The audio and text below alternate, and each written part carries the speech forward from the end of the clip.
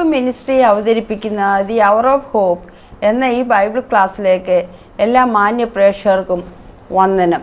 കഴിഞ്ഞ ചില ആഴ്ചകളായി നാം ദൈവവചനത്തിൽ നിന്ന് പഠിച്ചിരുന്ന സംഗതികൾ നിങ്ങളുടെ ആത്മീയ ജീവിതത്തിന് വളർച്ചയ്ക്ക് വളരെ സഹായമായിരുന്നുവെന്ന് ഞങ്ങൾ വിശ്വസിക്കുന്നു. അതിനായി ദൈവത്തിന് സ്തോത്രം ചെയ്യുന്നു. തുടർന്ന് നമുക്ക് ദൈവവചനത്തിൽ നിന്ന് പഠിക്കാം. ദൈവം അതിനെല്ലാവരെയും സഹായിക്കട്ടെ. ദൈവനാമത്തിന് മഹത്വമുണ്ടാകട്ടെ. എല്ലാ മാന്യ പ്രേക്ഷകർക്കും ഈ ക്ലാസ്സിലേക്ക് കർത്താവായ യേശുക്രിസ്തുവിൻ്റെ നാമത്തിൽ വന്ദനം. നമ്മളുടെ ആത്മീയ ജീവിതത്തിൽ ഈ ക്ലാസ്സുകൾ പ്രയോജനപ്പെടുന്നുവെന്ന് വിശ്വസിക്കുന്നു. ഏതെങ്കിലും പ്രോഗ്രാമിൻ്റെ CD-യോ അല്ലെങ്കിൽ പല പ്രോഗ്രാമുകൾ ഒന്നിച്ചുള്ള MP3-യോ നിങ്ങൾക്ക് ആവശ്യമുണ്ടെങ്കിൽ ഞങ്ങളുമായി ബന്ധപ്പെടുക. കഴിഞ്ഞ ക്ലാസ്സിൽ നാം ഉണർവ് എന്നുള്ള വിഷയത്തെപ്പറ്റി പഠിക്കുകയായിരുന്നു. കേരളത്തിന് പുറത്തുമുള്ള ക്രിസ്തീയ സഭയുടെ സ്ഥിതി നോക്കിയിട്ട് വളരെയേറെ ഹൃദയവേദനയോടുകൂടിയാകുന്നു ഞാൻ ഈ വിഷയങ്ങൾ അവതരിപ്പിക്കുന്നത്. നാം ആയിരിക്കുന്ന സ്ഥാനത്ത് ഈ നിലയിൽ തുടർന്നാൽ നമ്മളുടെയും നമ്മുടെ തലമുറകളുടെയും ആത്മീയ നില എന്തായിത്തീരുമെന്ന് ചിന്തിക്കേണ്ടിയിരിക്കുന്നു.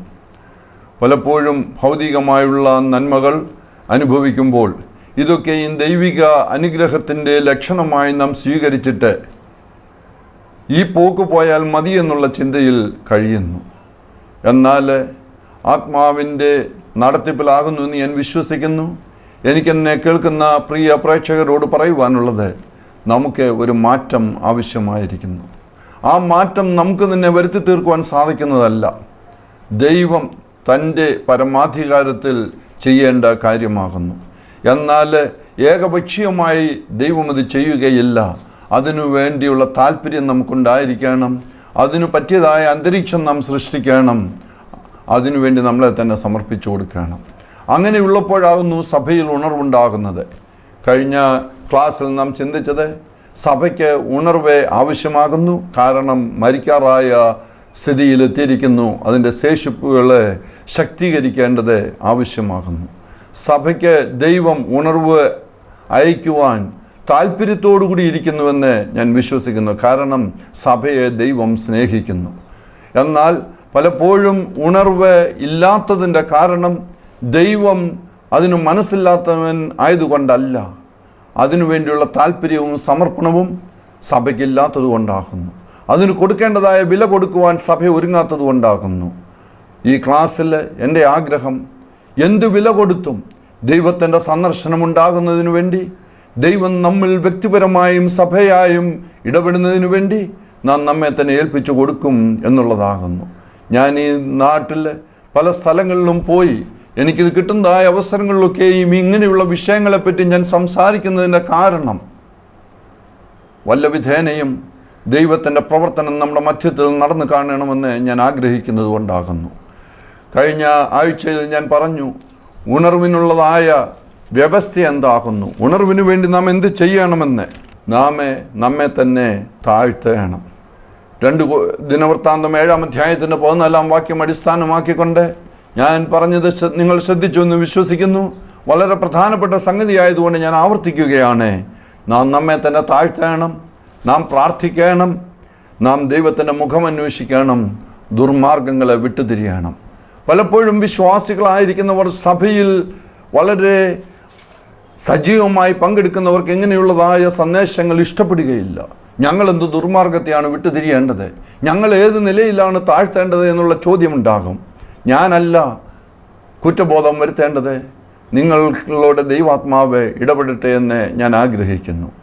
നാം ആയിരിക്കുന്ന നിലയിൽ തൃപ്തിപ്പെട്ട് കഴിഞ്ഞാൽ നമ്മെ മാറ്റിയെടുക്കുവാൻ ദൈവത്തിന് സാധിക്കുകയില്ല. എന്നാൽ അവരവരായിരിക്കുന്ന സ്ഥിതി എന്താകുന്നു എന്ന് മനസ്സിലാക്കിക്കൊണ്ട് കണ്ണുനീരോടുകൂടി താഴ്മയോടുകൂടെ ദൈവസ്ഥാനത്തിലേക്ക് കടന്നു വന്ന് തങ്ങളായിരിക്കുന്ന നിലവാരത്തിൽ പോയാൽ പോരാ എന്നുള്ള താല്പര്യത്തോടുകൂടി ദൈവസന്നിധി തങ്ങളെ തന്നെ താഴ്ത്തുന്നുവെങ്കിൽ, മാനസാന്തരത്തിൻ്റെ അനുഭവത്തിലേക്ക് കടന്നു വരുന്നുവെങ്കിൽ, നമ്മളിൽ വ്യക്തികളായും സഭയായും ഒരു രൂപാന്തരം ഉണ്ടാകുമെന്ന് ഞാൻ വിശ്വസിക്കുന്നു. അതാകുന്നു എൻ്റെ ആഗ്രഹം. വ്യക്തിപരമായി എൻ്റെ ആഗ്രഹം അതാണ്. എന്നിൽ വരുത്തേണ്ടതായ മാറ്റങ്ങളെ വരുത്തിയിട്ട് ദൈവസന്നിധിയിൽ ഏൽപ്പിച്ചു കൊടുത്തിട്ട് ദൈവിക ഉണർവിൻ്റെയും അനുഗ്രഹത്തിൻ്റെയും ഒരു ചാനലായി തീരണം എന്നുള്ളതാണ് എൻ്റെ ആഗ്രഹം. ഞാൻ കഴിഞ്ഞ ക്ലാസ്സിൽ പറഞ്ഞതിൻ്റെ തുടർച്ചയായി ഉണർവിനെ പറ്റി തന്നെ ചില കാര്യങ്ങൾ കൂടി പറയട്ടെ. നമുക്ക് ഒരു ആവശ്യബോധം ഉണ്ടാകണം. ദൈവം ഏകപക്ഷീയമായി ഉണർവെ അടിച്ചേൽപ്പിക്കുകയില്ല. വേദപുസ്തകത്തിൽ പ്രത്യേകിച്ച് സങ്കീർത്തനങ്ങളിൽ നാം നോക്കുമ്പോൾ സമൂഹത്തിൻ്റെ ഉണർവിന് വേണ്ടി താല്പര്യപ്പെടുന്ന വ്യക്തികളെ കാണുവാൻ സാധിക്കും. 51-ാം സങ്കീർത്തനത്തിൽ ദാവീദ് തൻ്റെ കുറ്റത്തെപ്പറ്റി ബോധ്യം വന്നപ്പോൾ നാഥാൻ പ്രവാചകൻ തന്നോട് പറഞ്ഞത് കേട്ട് ദൈവസന്നിധിയിൽ പശ്ചാത്തപിച്ചുകൊണ്ട് അവൻ പറയുന്നത് ശ്രദ്ധിക്കുക. അതിൻ്റെ 12-ാം വാക്യം നമുക്ക് വായിക്കാം. നിന്റെ രക്ഷയുടെ സന്തോഷം എനിക്ക് തിരികെ തരണമേ, മനസ്സൊരുക്കമുള്ള ആത്മാവിനാൽ എന്നെ താങ്ങണമേ. പാപത്തിൽ വീണുപോയ ദാവീദ് തൻ്റെ സ്ഥിതി മനസ്സിലാക്കിയിട്ട് ദൈവത്തോടെ അപേക്ഷിക്കുകയാണ്, നിന്റെ രക്ഷയുടെ സന്തോഷം എനിക്ക് തിരികെ തരണമേ, മനസ്സൊരുക്കമുള്ള ആത്മാവിനാൽ എന്നെ താങ്ങണമേ.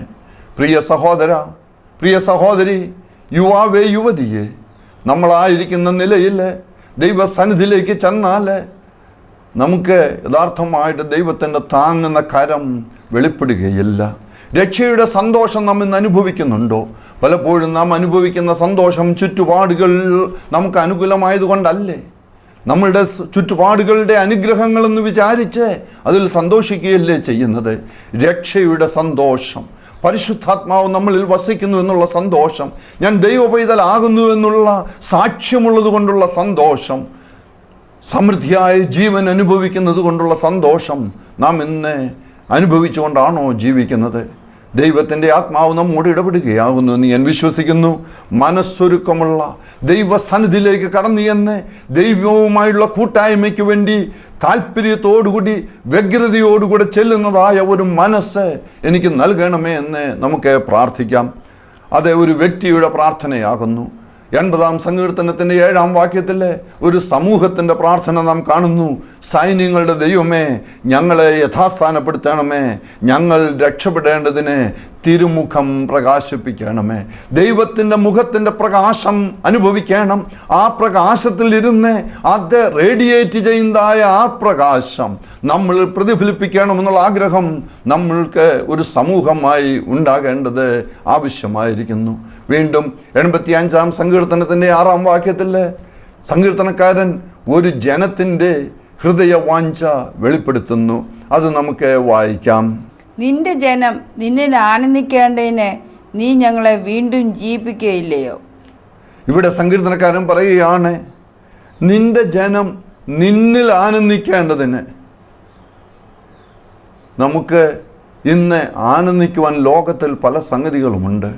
നമ്മുടെ ജോലി, നമ്മുടെ വിദ്യാഭ്യാസം, നമ്മുടെ ഡിഗ്രികൾ, നമ്മുടെ കുഞ്ഞുങ്ങൾ, നമുക്ക് ഭൗതികമായുള്ള നേട്ടങ്ങൾ, ചിലരെ സംബന്ധിച്ചിടത്തോളം അവരവരുടെ ആരോഗ്യം, ലോകത്തുള്ള മാനം, അംഗീകാരം, ഇതൊക്കെയും ആനന്ദിക്കുന്നതിനുള്ള മാർഗമായി, ആനന്ദിക്കുന്നതിനുള്ള അടിസ്ഥാനമായി പലരും കാണുന്നു. എന്നാൽ ഇന്നെനിക്ക് നിങ്ങളോട് ഓർപ്പിക്കുവാനുള്ളത്, ലോകത്തിലുള്ള സംഗതികളിലെല്ലാം ആനന്ദിക്കാമെന്ന് തോന്നിയാൽ അത് താൽക്കാലികമാകുന്നു. ഇവിടെ സങ്കീർത്തനക്കാരൻ പറയുന്നത്, നിന്നിൽ ഞങ്ങൾക്ക് ആനന്ദിക്കേണ്ടതിന്.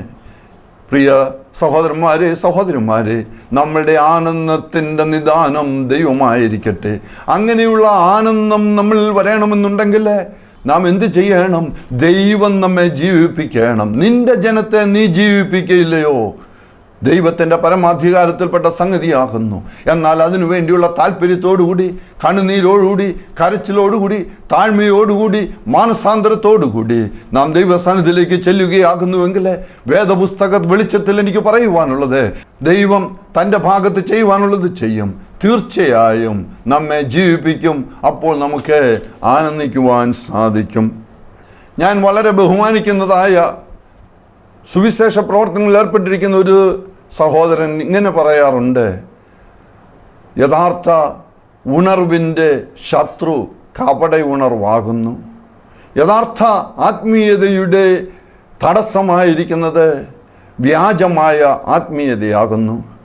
നാം ഇന്ന് ബാങ്കിൽ പോയി പണം വാങ്ങിച്ചാൽ, അല്ലെങ്കിൽ വേറെ കച്ചവട സ്ഥലത്തേക്ക് പോയി എന്തെങ്കിലും ബിസിനസ് നടത്തിയിട്ട് അവർ ചില്ലറ തരുമ്പോൾ 300 രൂപയുടെ ചില്ലറ അല്ലെങ്കിൽ 300 രൂപയുടെ നോട്ട് ആരും തരികയില്ല. കാരണം എന്ത്? 300 രൂപയുടെ നോട്ട് ഇവിടുത്തെ റിസർവ് ബാങ്ക് ഇറക്കിയിട്ടില്ല. കള്ളപ്പണം അടിക്കുന്നത് ഉള്ള കാറ്റഗറിയിൽ തന്നെയുള്ള നോട്ടുകളായിരിക്കും. 100-ൻ്റെയും 500-ൻ്റെയും 1000-ൻ്റെതുമായിരിക്കും, 300-ൻ്റെതും 750-ൻ്റെയും ആയിരിക്കുകയില്ല. ഇന്ന് സമൂഹത്തിൽ വേണ്ടതുപോലെ ദൈവത്തിൻ്റെ സാന്നിധ്യം അനുഭവിക്കുവാൻ സാധിക്കുന്നില്ല എങ്കിലും, ദൈവത്തിൻ്റെ പക്കൽ നിന്നും വരുന്നതായ ആത്മീയ ഉണർവ് ഇല്ല എങ്കിലും, വ്യാജമായ കൗണ്ടർഫിറ്റായിട്ടുള്ള അനേക ഉണർവുകളുണ്ട്. ഇങ്ങനെയുള്ള ഉണർവുകളിൽ തൃപ്തിപ്പെട്ടു കഴിയുന്ന ജനം യഥാർത്ഥമായ ഉണർവിന് വേണ്ടിയുള്ള വാഞ്ചയില്ലാതെ, അതിനുവേണ്ടിയുള്ള കരച്ചിലില്ലാതെ, അതിനുവേണ്ടിയുള്ള ഒരുക്കമില്ലാതെ, അതിനുവേണ്ടി വരുത്തേണ്ടതായ മാറ്റങ്ങൾ വരുത്തുവാനുള്ള മനസ്സില്ലാതെ വ്യാജമായ ഉണർവിൽ തൃപ്തിപ്പെട്ട് കഴിയുകയാകുന്നു. കപടമായ ആത്മീയതയിൽ തൃപ്തിപ്പെട്ട് കഴിയുകയാകുന്നു. എന്നെ കേൾക്കുന്ന പ്രിയപ്പെട്ടവരോട് എനിക്കിന്ന് വിനീതമായി പറയുവാനുള്ളത്, നാം നമ്മുടെ ചുറ്റുപാടും ഉണർവിൻ്റെയും ആത്മീയതയുടെയും പേരിൽ കാണുന്ന സംഗതികളെ ഒന്ന് അവലോകനം ചെയ്യുക. ഞാൻ പറയുന്നത് കൊണ്ടല്ല, വേദപുസ്തകത്തിൻ്റെ വെളിച്ചത്തിലെ ആത്മാവ് നിങ്ങളെ നടത്തുന്ന രീതിയിൽ യഥാർത്ഥമായ ആത്മാവിൻ്റെ പ്രവർത്തനം നിങ്ങളിൽ ഉണ്ടാകുന്നുവെങ്കിൽ ഞാൻ പറയുന്നതിൽ സത്യമുണ്ട് എന്ന് നിങ്ങൾക്ക് മനസ്സിലാകും. ആത്മീയതയുടെ തടസ്സമായി കപട ആത്മീയതയും, ഉണർവിൻ്റെ തടസ്സമായി അതിൻ്റെ ശത്രുവായി കപടമായ വ്യാജമായ ഉണർവുമുള്ളപ്പോൾ നാം സത്യങ്ങളെ മനസ്സിലാക്കിയിട്ട് അതിലേക്ക് തിരിയേണ്ടത് ആവശ്യമാകുന്നു. ഞാൻ നേരത്തെ പറഞ്ഞതായ ദേവദാസൻ തന്നെ പറഞ്ഞിട്ടുണ്ട്, സോളിഷ് റിവൈവൽ എന്ന് പറഞ്ഞാൽ മാനസിക മണ്ഡലത്തിലുള്ളതായ ഒരു ഉണർവാകുന്നു എന്ന് കാണുന്നത്. ഹൃദയത്തിൽ നിന്നും ആത്മാവിൽ നിന്നുമുള്ള ഉണർവിന് പകരം മാനസികമായ ചില വിഭ്രാന്തികളൊക്കെ കാണിച്ച് അതിൽ തൃപ്തിപ്പെട്ട് കഴിയുന്നതായ ഉണർവാകുന്നു ഇന്ന് നമ്മുടെ ചുറ്റുപാടും നാം കാണുന്നത്. അതുപോലെ തന്നെ ബോഡിലി റിവൈവൽ, ശാരീരികമായിട്ടുള്ള ഉണർവ്, ദൈവത്തിൻ്റെ സന്ദർശനമില്ലാതെ മനുഷ്യൻ്റെ ശ്രമം കൊണ്ട് മനുഷ്യൻ്റെ വികാരങ്ങളെ ഇളക്കി വിട്ടിട്ട് എന്തൊക്കെയോ കാണിച്ചു കൂട്ടി അത് ഉണർവാണെന്ന് മുദ്രയടിച്ച് തൃപ്തിപ്പെടുന്ന ഒരു സമൂഹത്തിലാകുന്നു നിങ്ങളും ഞാനും ജീവിക്കുന്നത്. നാം ചിന്തിക്കുക, ഇങ്ങനെയുള്ള ഉണർവാണോ ദൈവം നമ്മെക്കുറിച്ച് ഉദ്ദേശിക്കുന്നത്? ഇപ്പോൾ കാണുന്നത്, ഞാൻ പാട്ടുപാടുന്നതിൽ സന്തോഷിക്കുന്ന വ്യക്തിയാകുന്നു. പാട്ടുപാടുന്നതിൽ എനിക്ക് തൃപ്തിയുണ്ട്. മ്യൂസിക്കൽ ഇൻസ്ട്രുമെൻസിന് വേണ്ടി ഞാൻ ദൈവത്തിന് സ്തോത്രം ചെയ്യുന്നു. യഥാർത്ഥമായി ദൈവസന്നിധിയിലേക്ക് കടന്നു എന്ന് ദൈവത്തിൻ്റെ സാന്നിധ്യവും ദൈവവുമായുള്ള ബന്ധവും അനുഭവിക്കുന്നതിന് നല്ല പാട്ടുകളും അത് നല്ല രീതിയിൽ പാടുന്നതും നല്ലത് തന്നെ. എന്നാൽ ആത്മാർത്ഥതയില്ലാതെ പാടി അതുകൊണ്ട് ദൈവത്തെ സ്തുതിക്കുകയാകുന്നു എന്നുള്ളതായ ഒരു പരിവേഷമുണ്ടാക്കിയിട്ട് അവിടെ ഉണർവ് സൃഷ്ടിക്കുവാൻ ശ്രമിക്കുന്നതായ ഒരു സമൂഹത്തിലാകുന്നു നാം ജീവിക്കുന്നത്. സ്പീഡ് കൂടി പാടിയിട്ട്, താളം തെറ്റി പാടിയിട്ട്, കുറച്ചൊക്കെ സ്പീഡ് കൂട്ടിക്കഴിഞ്ഞ് എന്തൊക്കെയോ പറഞ്ഞിട്ട് അതൊക്കെയും ഉണർവാകുന്നു എന്നുള്ള ഒരു ചിന്ത നൽകി മനുഷ്യരെ കബളിപ്പിക്കുന്നതായ ഒരു സമൂഹത്തിലാകുന്നു, കാലഘട്ടത്തിലാകുന്നു നാം ജീവിക്കുന്നത് എന്ന് നാം മറക്കരുത്. ബോഡിലി റിവൈവൽ, ഉറക്കപ്പറ, ശക്തിയായി പറ, അങ്ങനെയുള്ളതായ സംഗതികൾ പറഞ്ഞ് ശാരീരികമായുള്ള പ്രകടനങ്ങൾ മാത്രം തൃപ്തിപ്പെട്ടിരിക്കുന്ന സഭയോട് ദൈവത്തിൻ്റെ ആത്മാവ് പറയുകയാകുന്നു, അങ്ങനെയുള്ള ഉണർവ് കൊണ്ട് തൃപ്തിപ്പെട്ടിരുന്നാൽ അത് കള്ളനോട്ട് കൊണ്ട് നടക്കുകയാകുന്നു. അതുകൊണ്ട് യഥാർത്ഥമായി നമുക്ക് പരിശോധനകളെയും പരീക്ഷകളെയും തരണം ചെയ്യുവാൻ സാധിക്കുകയില്ല. അടുത്തതായി ഉണർവിൻ്റെ സ്വഭാവവിശേഷമായി എനിക്ക് പറയുവാനുള്ളത്, യഥാർത്ഥമായ ആത്മീയ ഉണർവ് വ്യക്തികളിൽ രൂപാന്തരം ഉണ്ടാക്കി തീർക്കുന്നു. ലൂക്കോസിൻ്റെ സുവിശേഷം 15-ാം അധ്യായത്തിൽ മുടിയൻ പുത്രൻ്റെ ഉപമ നാം കാണുന്നു. അവൻ ആദ്യമേ പിതാവിനോട് പറയുന്നത് എനിക്ക് തരാനുള്ളത് തരണമെന്നാകുന്നു. അവൻ്റെ അവകാശത്തിനു വേണ്ടിയുള്ളതായ ഒരു ചോദ്യമാകുന്നു അവിടെ നാം കേൾക്കുന്നത്. എന്നാൽ ദൂരദേശത്ത് പോയി ഉള്ളതെല്ലാം നഷ്ടപ്പെട്ട് താൻ ആയിരിക്കുന്നതായ ദയനീയമായ സ്ഥിതി മനസ്സിലാക്കുമ്പോൾ അവൻ പറയുന്നത്, വീണ്ടും അപ്പൻ്റെ അടുക്കൽ വന്ന് കുറച്ചുകൂടെ വാങ്ങിക്കണമെന്നുള്ളതല്ല, എനിക്ക് തരണമെന്നല്ല. അവൻ പറയുന്നത്, നിന്റെ ഒരു വേലക്കാരനായി എന്നെ സ്വീകരിക്കണമേ എന്നുള്ളതാണ്.